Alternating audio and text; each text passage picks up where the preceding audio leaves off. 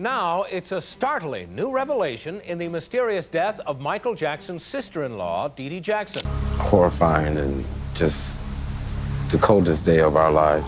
I remember our Uncle Michael. He flew in town and swept us away. He wanted to protect us from going into some type of terrible depression. Things are getting wild because apparently there's a terrible secret Michael Jackson may have kept hidden about his brother, Tito. According to rumors, Tito might have actually been the real person behind his ex-wife's murder, making her death look like an accident. Family members were totally shocked and devastated. They felt like there was more to the story. So the detective... Even though her boyfriend was the one convicted, people can't help but speculate. On top of that, Tito may not have had the cleanest image either. There were talks about him feeling jealous and resentful of Michael's success, and even talks of Michael having his own issues with Tito too. Said that when they were teenagers, Michael Jackson used to go in on Tito, joke on him and tell him he was porky and that he was making the rest of the group look bad. Allegedly, it got so bad that Michael Jackson drew some sort of diagram. It restricted Tito to drinking lemon water with honey every morning. So what could all this mean for the Jackson family? Let's find out. Now, it's a startling new revelation in the mysterious death of Michael Jackson's sister-in-law, Dee Dee Jackson. Now let's start by talking about Tito Jackson's ex-wife, Dee Dee Jackson, who died in a very sad and strange way. So it all happened on August 27th, 1994. She was only 39 years old. That night, Dee Dee was at the home of her boyfriend, Don Bohanna, in Ladera Heights, California. She was found dead in his swimming pool. Dawn said she had been drinking and fell into the pool by accident. But many people, including her family, did not believe this story. Dee Dee was scared of water. She did not know how to swim. That's why her ex-husband Tito and their sons were sure that she would not just jump into a pool. Tragic death since she was found floating face down in her boyfriend's backyard swimming pool. A final verdict has not been reached on just how Dee Dee Jackson died. Even though Tito and Dee Dee were no longer married at the time, Tito still cared about her deeply. They had been high school sweethearts. They got married young. Dee Dee was 17 and Tito was 18. They had 3 sons together, Taj, Terrell, and TJ. Their marriage ended in 1989 after 17 years. Tito once said that they ended things because of differences, but he always respected her. When she died, he was shocked and heartbroken. He could not believe she was gone, and he believed there was more to the story. My father could not, did not, and would not ever do what he's accused of or convicted of. Murder? That word isn't even in our vocabulary. The Jackson family never accepted that. They believed that Don and Dee Dee had a fight that night, maybe over money. Tito said she was a Jackson, and that's what he knew, meaning Don might have been interested in her money or her famous name. There was no clear proof about money problems, but the family still had doubts. In 1995, Tito, his sons, and his mother, Catherine Jackson, filed a wrongful death lawsuit against Bohanna. They hired a lawyer named Brian Oxman, who also spoke to the media and asked police to reopen the case. He drank excessively at times. This has been his downfall, I see. Because he tried to save a woman while heavily intoxicated, he's now accused of beating her up and murdering someone. In 1998, after a long legal battle, Don Bohanna was found guilty of second-degree murder. He was sent to prison. Despite the heartfelt pleas of his daughter and a succession of Los Angeles community leaders, 61-year-old Donald Bohanna, a prominent, well-to-do businessman, was given the maximum sentence last November for the murder of Dolores Jackson. It is the judgment of this court. Probation is denied. Defendant is sentenced to the state prison for the term mandated by law of 15 years to life. He stayed in prison for 24 years. He kept saying he was innocent and said that he never hurt Dee Dee. In a 2017 interview, he said, "Hell will freeze over before I admit I did something I didn't do." He also said he felt sad and guilty for not saving her, but he blamed it on drinking too much. He believed that if he had not been drunk, he could have saved her life. Tito said that losing Dee Dee was the coldest day of our lives. That means it was the saddest and hardest day for him and his family. Horrifying and just the coldest day of our lives. Over the years, Tito and his sons worked to keep Dee Dee's memory alive. They started something called the Dee Dee Jackson Foundation. This group helps people who are feeling sad or going through loss. They use music to help people heal and feel better. This was their way of turning their pain into something good. Bohanna got out of prison in December 2022. He was released on parole, which means he could go home but had to follow strict rules. Even after all those years, he still said he did not kill Dee Dee. He is now an old man in his 80s.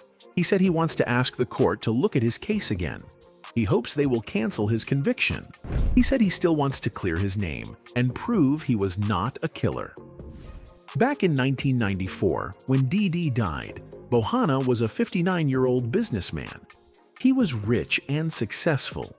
He had fancy cars, a boat, and even a small plane. He used to run hospitals and insurance companies. He knew many important people like politicians and famous people. He also did good things in his community. He opened a Denny's restaurant in a poor part of Los Angeles to give people a nice place to eat. Dee Dee had been divorced from Tito for 5 years when she met Bohanna. They had been dating for about 2 months. On the night she died, it was very hot in Los Angeles. Bohanna said they had dinner, drinks, and were sitting by the pool. He said Dee Dee drank rum and coke, and he drank wine. Later that night, he said they got into the hot tub. He claimed she then swam in the pool and suddenly seemed to be in trouble. He called 911 around 3:30 in the morning. He said he tried very hard to save her, but she didn't make it. The doctors looked closer into her death. An autopsy was done to find out what caused her to die. The report showed something surprising. Dee Dee had a very high level of alcohol in her blood. In fact, it was 3 times more than what is allowed for someone to drive. I found a 1.75-liter bottle of rum that was empty, and also 2 quarts of wine. They were both empty. But that was not the only thing. The doctors also found many bruises and marks on her face and body. Dr. David Posey, the coroner from Los Angeles County, said these injuries were caused by blunt force trauma. This means she was hit or hurt badly. He said these injuries were not by accident. I did do a test on Mr. Bohanna to see how severely drunk he was. He pretty much failed the test. Bohanna said that the bruises on her body came from him trying to pull her out of the water. He said he was drunk and used a pool pole to get her out. He said he was desperate and didn't want her to die, but many people didn't believe his story. They thought something worse had happened that night. We ended up going into the jacuzzi, and she swam over to the light. Then I noticed she was moving. I jumped in, put my arms around her, and then lifted her out of the pool. At first, in November 1994, Dr. Posey did not say for sure what caused Dee Dee's death. He listed it as undetermined. That meant he was not sure if it was an accident or something else. For 2 years, the police and the district attorney did not charge Bohanna with anything. It seemed like the case was going nowhere. The Jackson family lawyer worked hard to get attention to the case. He told the media that Bohanna was broke and needed money. He said Bohanna asked Dee Dee for money, but she said no. He believed that made Bohanna angry, and a fight started. Oxman also filed a lawsuit on behalf of Dee Dee's 3 sons. He wanted justice for them. Oxman also said police reports showed that Bohanna had been violent with other women in the past. He has learned that Dee Dee's boyfriend, Don Bohanna, was present during another drowning that ended in the deaths of 2 women. He said there were many 911 calls from his house, but when the police looked deeper, they said those calls were only about noise. None of the past girlfriends said he had hurt them. So, there was no strong proof that Bohanna had a history of abuse. Many people still question what really happened that night. Did she really drown by accident? Or did something else happen in that house? No one will ever fully know what happened in those final moments. But one thing is clear. Dee Dee's death left a hole in the hearts of her family. Her sons and Tito never stopped fighting for the truth. They turned their pain into a mission to help others, just like Dee Dee would have wanted. Our Uncle Michael, he flew in town and swept us away. He wanted to protect us from going into some type of terrible depression. Over the years, Bohanna and his lawyers kept trying to get the case looked at again. They believed there were problems in the original trial. They said there wasn't enough clear evidence to prove he killed her on purpose. Some people agreed with them and thought maybe he was wrongly punished. Others believed the court made the right choice. Because of this, the case stayed in the public eye. It kept coming up in interviews, news stories, and online posts. Some people still ask questions about what really happened that night. Michael Jackson became one of the biggest stars in the world. He was called the King of Pop, but his success caused a lot of problems in his family. His brothers, especially Tito, felt hurt and left out. They were all part of the Jackson 5, a very famous group in the 1970s. The group had hits and made people dance all over the world. But when Michael went solo, he became even more famous. He became a global superstar. This made some of his brothers feel jealous, especially Tito. Tito worked hard in the group, but he never reached the same level of fame as Michael. That made him feel like he was always in his brother's shadow. Jackie Jackson. I'm the oldest Jackson. And Tito Jackson. The swingin'est Jackson. And Marlon Jackson. The dancing'est Jackson. And Michael Jackson. The skinniest Jackson. Their father, Joe Jackson, didn't help the situation. He was very hard on all of his children. Joe often compared Tito to Michael. He told Tito he was lazy and didn't work as hard as Michael. One day, Joe shouted at Tito and his brother Jackie in front of their mother. He said they were just waiting for Michael to make money and give it to them. Joe told them, "You don't work like Michael. That's why he doesn't want to help you." These harsh words made Tito feel even worse. He felt like no one respected him, not even his father. Tito was not the only brother who felt this way. Jermaine Jackson also had problems with Michael. Jermaine was once seen as the star of the family. He was close to Motown boss Berry Gordy and even left the Jackson 5 in 1976 to start a solo career. But Jermaine never became as big as Michael. Some people believe that Michael may have tried to stop Jermaine's career from growing. One source said, Michael may have sabotaged them all, but especially Jermaine. Jermaine had talent and charm, but things didn't work out for him the way they did for Michael.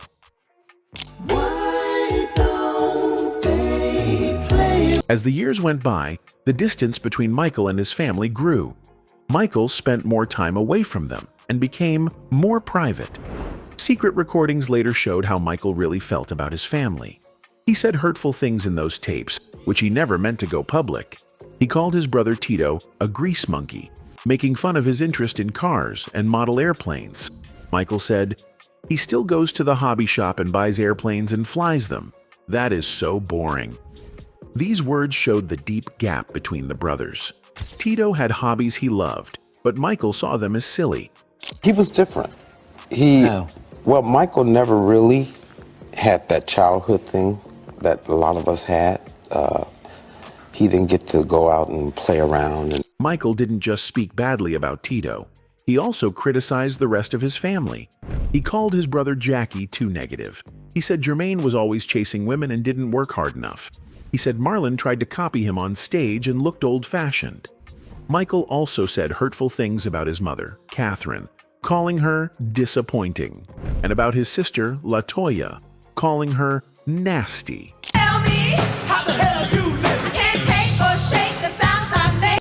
He even said Janet betrayed him. These words shocked many people when they were revealed after Michael's death in 2009.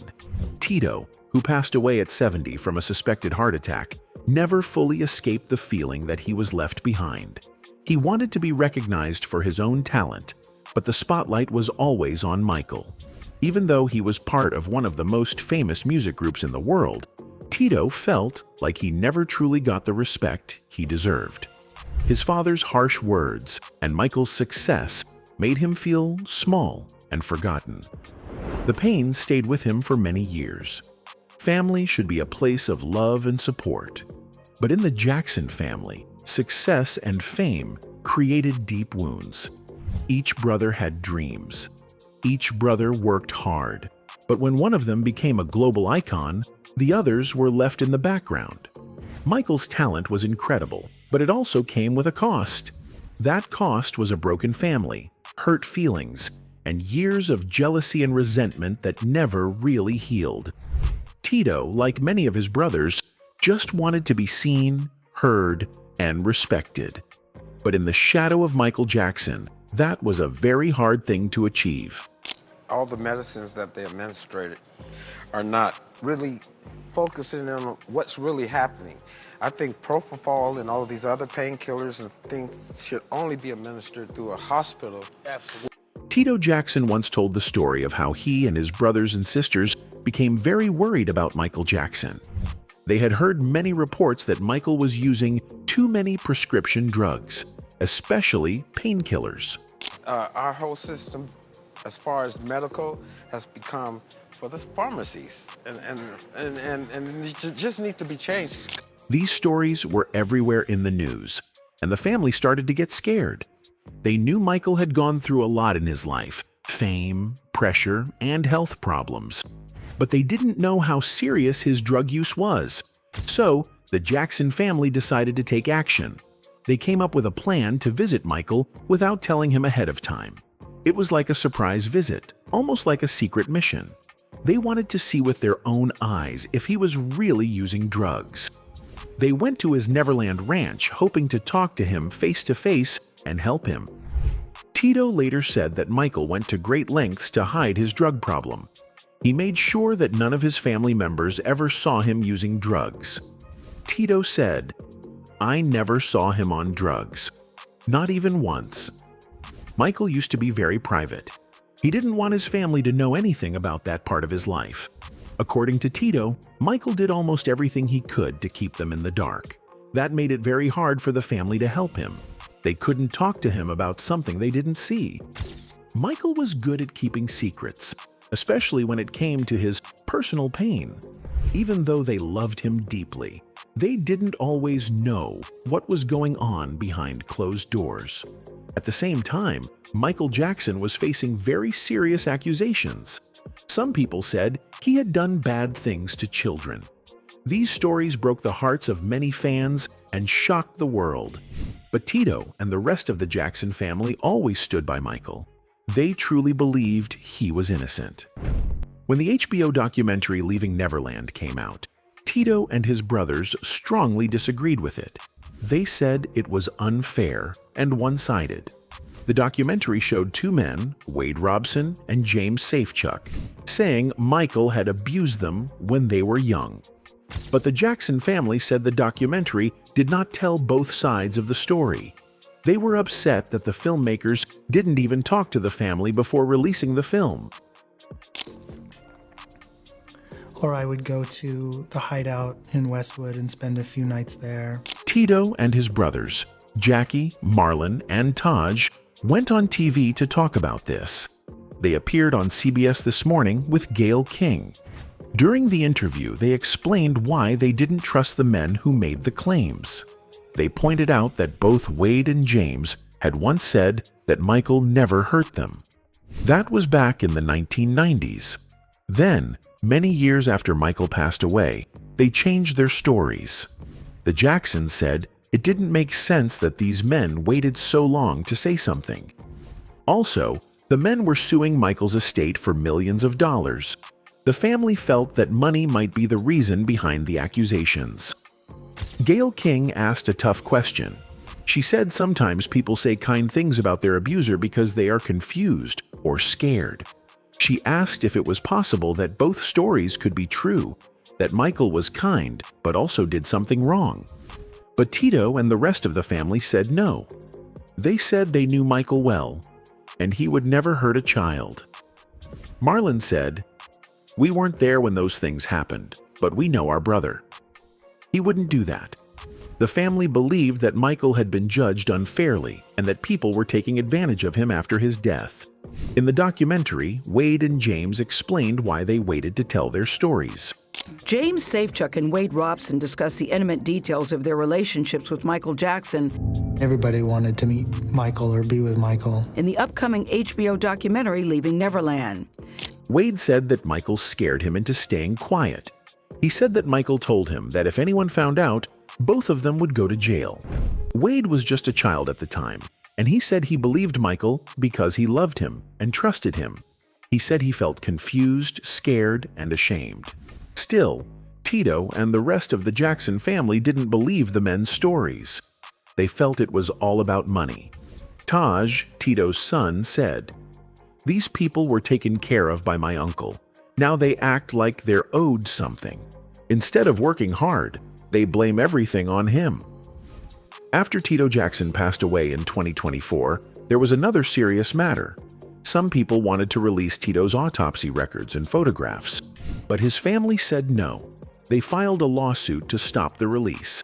They said it was an invasion of their privacy and would hurt them emotionally. They also said there was no good reason for the public to see such private information. The family believed that even though Tito was a public figure, his death should still be treated with respect. They didn't want people to use his autopsy to make news or gossip. They asked the court to protect their family's right to grieve in peace. Over the years, people have often asked about Tito's role in the Jackson family. Michael and Janet were the most famous, so sometimes Tito didn't get as much attention. But Tito played an important part in the Jackson 5. He was one of the original members, and he helped build the family's music career. He played guitar and sang, and he was always there for his brothers. Some people didn't understand how much work he put in behind the scenes. He may not have been in the spotlight as much, but his contributions were real. He helped hold the family together during tough times. There were also stories about the Jackson family's money problems. Some people said the money wasn't always handled well. Over the years, there were rumors about mismanagement and fights over money. While Tito was not the main person in charge of the family's money, he still got pulled into some of these issues. Being part of a famous family came with problems. Sometimes people made up stories. Other times, small problems were turned into big ones. Tito tried to stay out of drama, but he was still affected by it because he loved his family and stood by them. Tito Jackson was more than just a musician. He was a brother, a father, and someone who tried to protect his family, especially Michael. He spoke honestly about his concerns, defended his brother when others attacked him, and stood firm even when things got hard. He didn't chase fame like others. He focused on staying true to his family. Whether it was a private talk with Michael or a public defense on TV, Tito showed that he cared deeply. His story reminds us that even in famous families, there are struggles, pain, and moments of love and loyalty.